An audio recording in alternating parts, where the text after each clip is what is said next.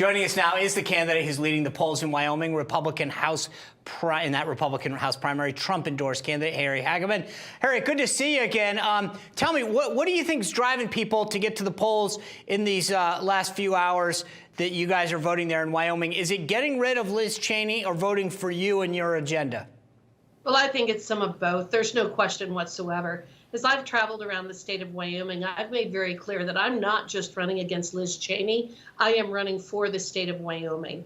I have a platform that resonates with the voters of Wyoming. I talk a lot about our energy industry, protecting our farmers and ranchers, our small businesses, our families. I have a long record and history of working and fighting on behalf of Wyoming industries, and I'm pretty well known. So I think it's probably some of both, but this isn't just about voting against Liz Cheney. The reality is if and when I win tomorrow, Wyoming will finally have a representative that is from Wyoming, understands Wyoming, has been fighting for Wyoming, and will continue to fight for Wyoming in our industries. So, Harriet, there's a lot of talk here in D.C., and you just heard Mark talk about it, too, that Cheney knows that she's going to lose tomorrow, and she's preparing her concession speech more than her speech to win. How is that playing in Wyoming, that people think maybe she's using this for a run at the White House in 2024? Well, I think she signaled that repeatedly when she goes on the national press, whether it's ABC or 60 Minutes or CNN or whatever it is. The problem that Liz Cheney has is that Liz Cheney doesn't come to Wyoming. She likes talking to the press, as I just indicated, but she doesn't like coming back to Wyoming and talking to those of us who live here. And so I think that it's very obvious that that's something that she was planning on doing, was moving on to something else. I really think that a lot of people in Wyoming feel like she used us from the very beginning. So she came to Wyoming. She bought a second home in Wyoming in 2013 so that she could run for the U.S. Senate seat. She dropped out of that pretty quickly because she realized she wasn't going to win it. And then she came back in 2016 and ran for Congress. But a lot of us have recognized for a long time that this was just merely a stepping stone. The problem for her is that I think that what her long-term plan was may have gotten cut short because of what she did with the January 6th committee, what she did in terms of impeaching President Trump without due process.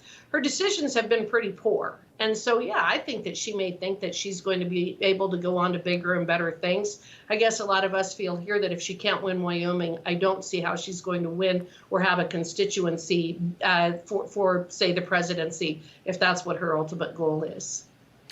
You mentioned coming back to Wyoming. There's a lot of chatter about how much she was at her home in Northern Virginia. Even on Zoom calls, people noted that she was in Northern Virginia when she would Zoom into hearings and meetings.